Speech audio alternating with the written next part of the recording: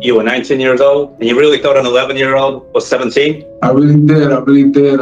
This is the parole hearing of a man who did unspeakable things to an 11-year-old girl. Now he wants early parole. They refer to the victim as Jane Doe in here, so when you hear me say that, that's who they're talking about. It says, Okay. Kaplan stated that he also told Jane Doe that I don't want you to do all this middle school I want to get freaky. I want to have I don't understand. You're saying that you didn't know that she was in middle school. You didn't know she was 11 years old. But according to this, you were telling her in advance that you understood she was a child in middle school. I didn't mean that as of saying, yes, I know you're in middle school. I meant that as of like, she was acting very immature. And it's one of the signs that I don't know how I missed it, but I did. He claims he did not know the girl's age, despite text messages showing he knew she was in middle school. Also try to get the victim to have with your friends? Yes, there was a message that I sent out with a picture, while I was at my nephew's house, saying that, if she would like to come over and, do that. And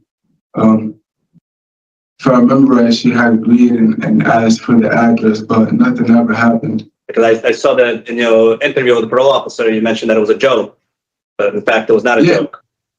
Yeah. I just didn't think that she would actually go ahead and do that. So, I said it with intent of like, yeah, sure, but I really didn't think that's where it was going to go. Not only did he traumatize this young victim and do horrible stuff to her, he also asked if she would do the same with his friends. Instead of showing remorse, he says he didn't think she would actually want to do it. In your phone, you had a number of images and videos of children performing. Yeah. That is what was told to me by my lawyer. I honestly, the only thing to my knowledge that I had in the WhatsApp, because I guess it was on the WhatsApp, was videos.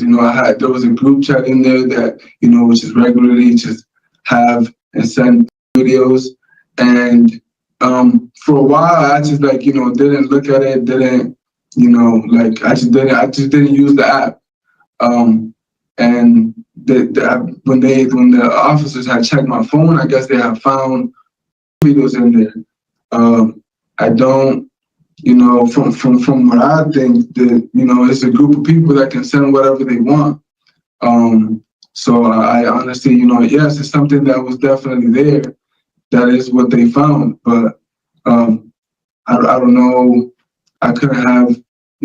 He is still trying to escape responsibility, despite these disgusting videos being found on his phone. How do you think your offense impacted the victim? I can only imagine, 11 years old, I feel like took the childhood away, took the innocence away. It's only so much I can imagine. Like I said, this is a life-lasting trauma.